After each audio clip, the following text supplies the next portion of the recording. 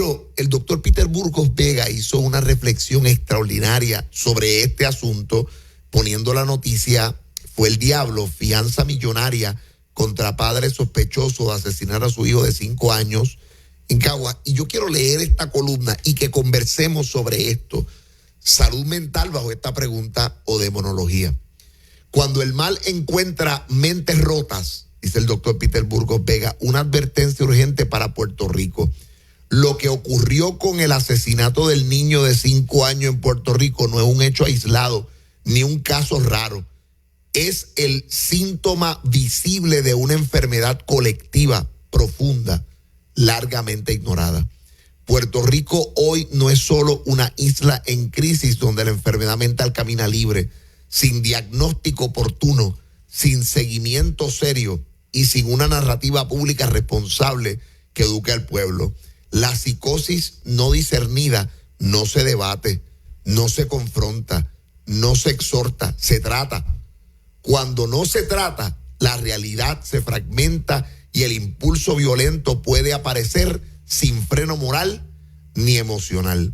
Escuchar voces que ordenan matar, especialmente con contenido demonológico, no solo es ruptura de valores, sino con la realidad.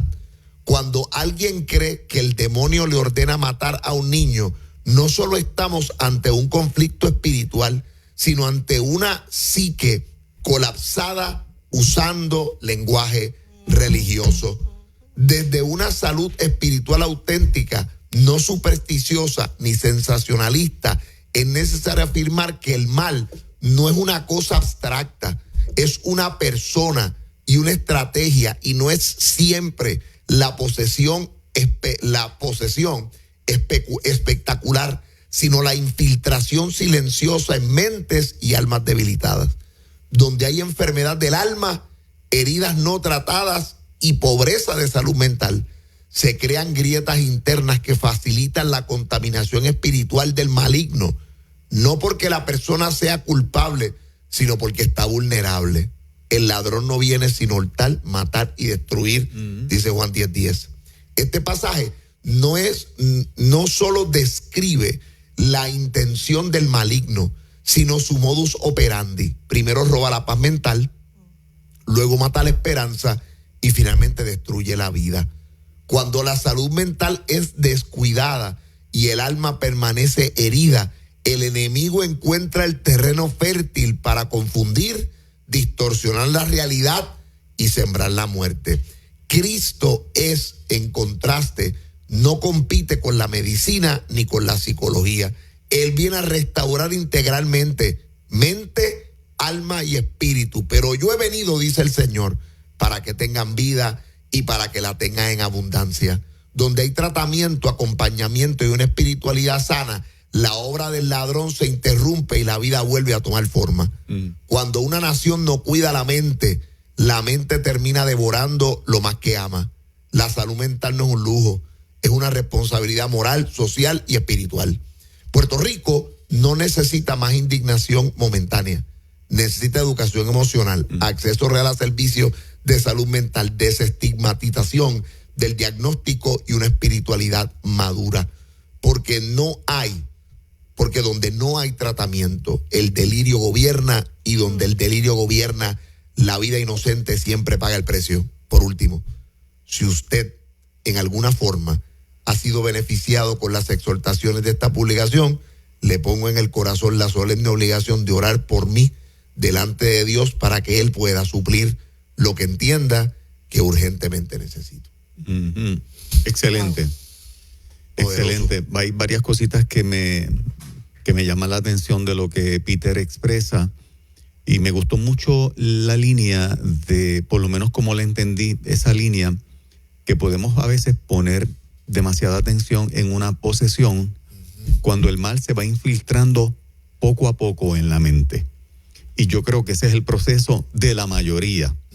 Y nos concentramos en un estatus de alguien poseído para hablar de eso, cuando realmente el mal va operando, carcomiendo precisamente esa salud mental que nos destruye, que al final nos destruye y destruye a los demás. Y yo creo que nosotros subestimamos eso. Y las personas que no están buscando, por eso me llamó demasiado la atención cuando hicimos el tema, muchachos, hace algunas semanas, de las personas que no se acercan más a Dios, a pesar de que escuchan Nueva Vida, y les agradezco que lo hagan, porque se sienten demasiado culpables por cosas malas que han hecho, por decisiones malas, por comportamientos malos. Entonces, se sienten indignos delante de Dios. Y una persona que se mantenga en ese nivel de distancia de Dios, interesado en Dios, pero con vergüenza y culpa para no acercarse y dejar que Dios realmente te arrope, va a redundar en una salud mental afectada. Así que en esta mañana, ¿verdad? Cuando abramos las líneas telefónicas, compártenos cómo te sientes, porque realmente este aspecto de cómo llegamos a este balance de salud mental, como plantea Peter, o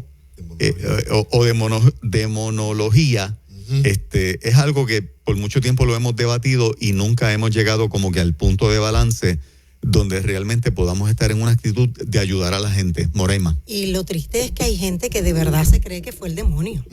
O sea, hay gente que llega a creerse, no fui yo, fue el demonio, porque eso le exime de responsabilidad. Exacto, eso sí. Te distancia de mí, o sea, no fui yo, fue el que obró en mí, el que me habló, y así es bien fácil. Entonces hay gente que, que está tan afectada emocionalmente que busca a quien responsabilizar. Exacto. Siempre la gente va a buscar a quien responsabilizar. Alguien tiene que tener la culpa. Fue mami, fue papi, fue mi hermano, fue mi hijo. En este caso fue el demonio. Así es bien fácil. Claro, uno no puede despegarse de que hay asuntos donde, ¿verdad?, uno tiene que reprender porque uno sabe que hay algo espiritual ahí. Unas influencias. Hay una influencia, pero yo creo que esto es un asunto también, y con esto concluyo, cultural.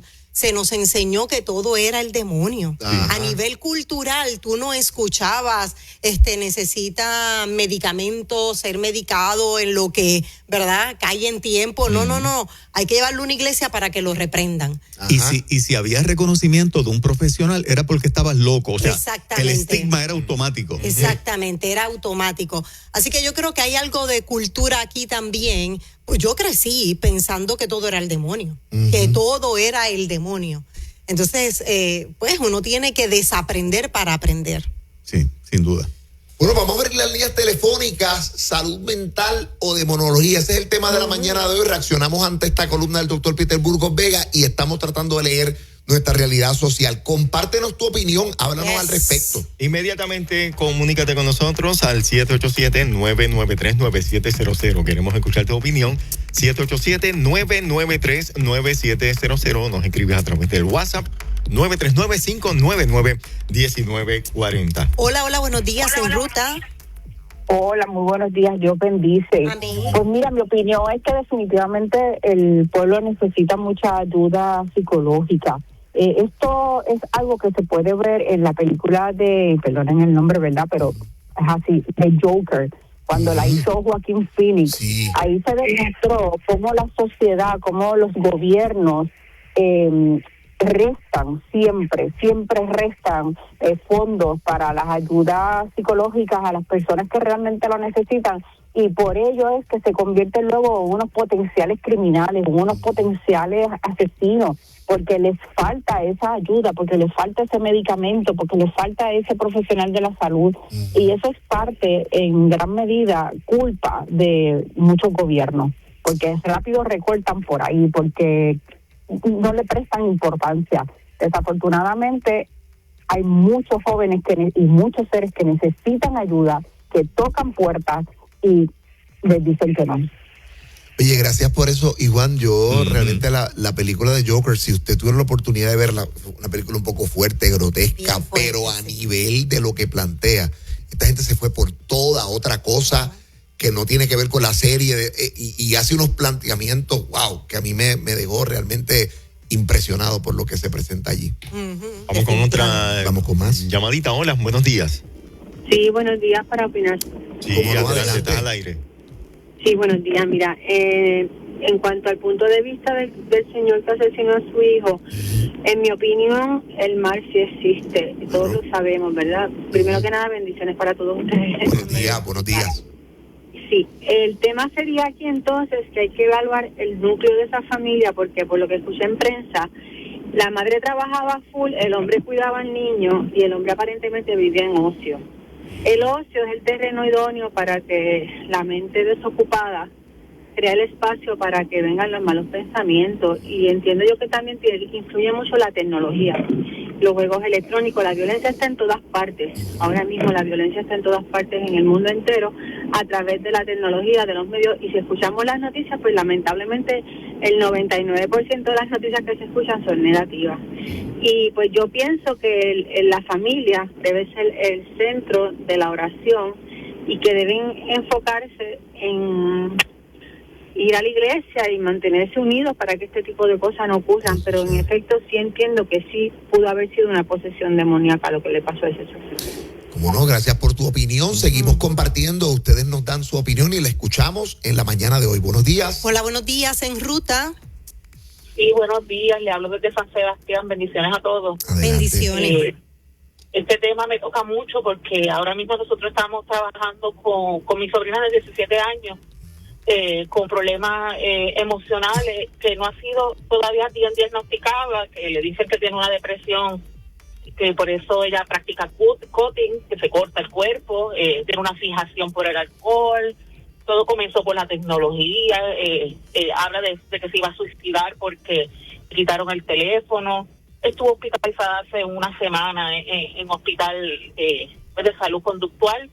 Y es preocupante porque esto está afectando demasiado a los niños y jóvenes, al punto de que no hay ni siquiera suficientes hospitales para trabajarlos ni profesionales. Entonces estamos en una crisis bien fuerte. Los pocos profesionales que hay ven un niño, por ejemplo en mi iglesia, ven un niño de 5 años que tiene un problema de conducta, inmediatamente lo medican, sin llevarlo, ¿verdad?, por los canales correctos. Y la iglesia juega un papel muy importante. Tenemos que educarnos sobre este tema para poder ayudar a nuestros niños y a nuestros jóvenes. Sí. Oye, y yo quiero decir la cantidad de trabajo que muchas veces las iglesias y las comunidades hacen de per se. Abrir las puertas para dar la oportunidad de que la gente 2-3 veces a la semana tenga un lugar positivo donde estar, las citas individuales, los consejeros y pastores o líderes que dando su experiencia de salud mental, trabajando de muchas veces de carácter gratuito, acompañando a las personas, visitando. O sea, yo digo, Dios mío, esto es nada más una contribución enorme, pero todavía no es suficiente. Y los pastores no solo atienden a los miembros. Si el miembro de la congregación tiene un hijo, un familiar, tú ves que el pastor va ya por el pedido. Llámalo, visita. Exactamente, que no necesariamente al miembro, sino que sabemos de pastores que van más allá. La iglesia está haciendo una labor extraordinaria. Continuamos con otra llamadita en ruta. Buenos días. Buenos días. Excelente tema. Dios les bendiga mucho. Buenos días. Estoy con Moraima en una parte que para nuestros tiempos todo lo demonizábamos, todo era el demonio, y ahora por lo menos está la ciencia, que está los antibióticos, los doctores las ayudan, y todo lo podemos ahora canalizar mejor. Pero yo soy líder de jóvenes y muchas veces nosotros los mismos los padres no tenemos la conexión con nuestros hijos, el diálogo, no existe este dialecto, con un trato con nuestros hijos de tú a tú. Solamente se lo soltábamos al líder de jóvenes y brega tú con él, cuando nosotros como líderes y sacerdotes tenemos que tener el control de nuestro hogar.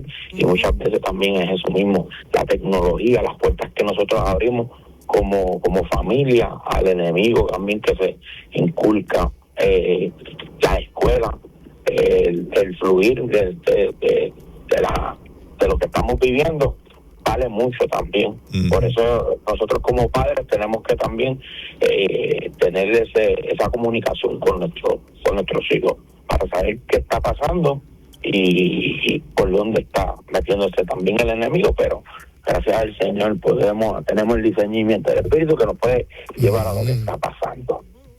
Yo quisiera añadir el comentario en la línea que hiciste ahorita, Edwin, de la aportación que hace la iglesia. Sí. Y creo que Moraima también lo mencionó. Y es el hecho de que si tú mirases exclusivamente con la lupa de que las iglesias son el mejor centro terapéutico que puede tener cualquier país y que es de manera gratuita. Sí. Porque en todas las facetas, desde que tú llegas a la iglesia, hay cánticos.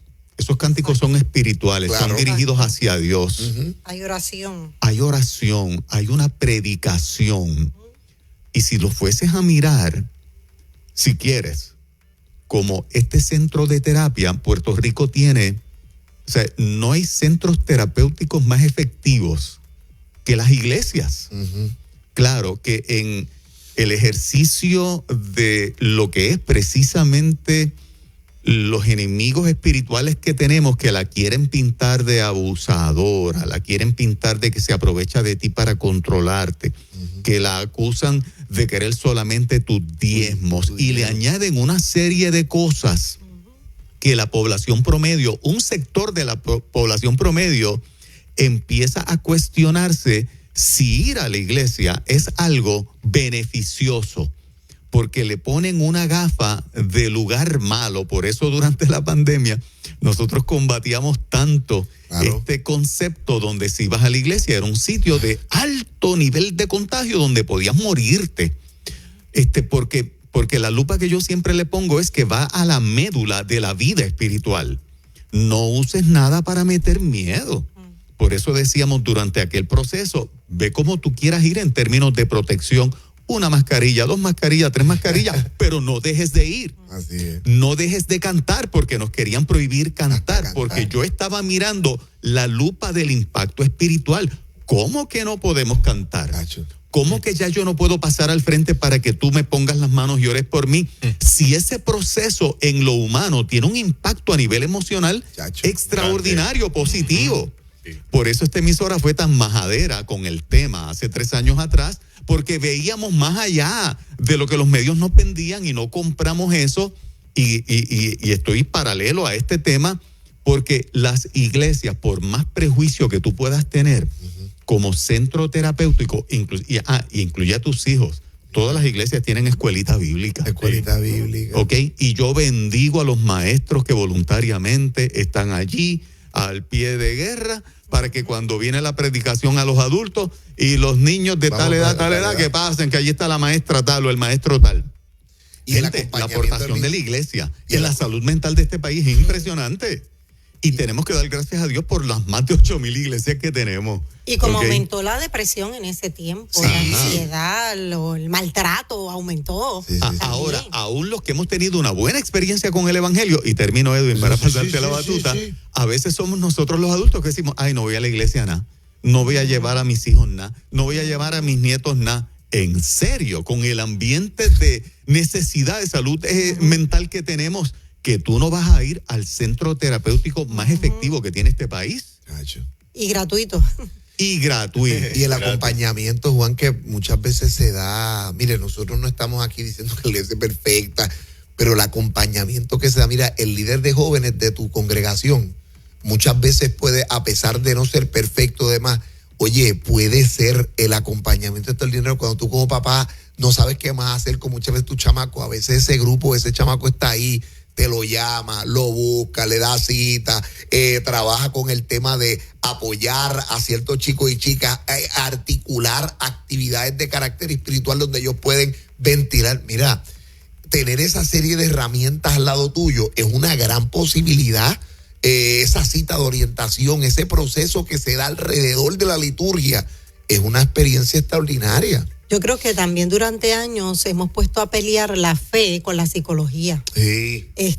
¿Cuánta gente yo no he escuchado? No, eso se resuelve con fe, orando. Sí, claro que hay que orar, claro que hay que tener fe, pero hay que añadir el ingrediente de ayuda, apoyo emocional por un profesional. Pero siempre ha habido como que una batalla.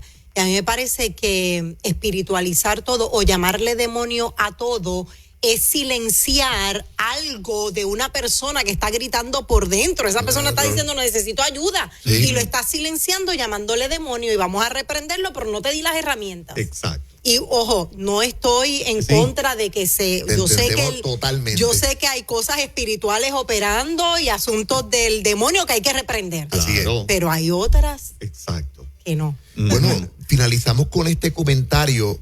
Creo que la carta, esta es la médula. Cuando la salud mental es descuidada y el alma permanece herida, el enemigo encuentra terreno fértil para confundir, distorsionar la realidad y sembrar la muerte. Nos corresponde a nosotros también atender estas circunstancias, llevando como decía el apóstol Pablo, lo natural a lo natural, pero también lo espiritual a lo espiritual. Gracias por estar con nosotros y acompañarnos en estas reflexiones de la mañana. Claro que sí. Quédate con nosotros. Próximo, Palabra Viva.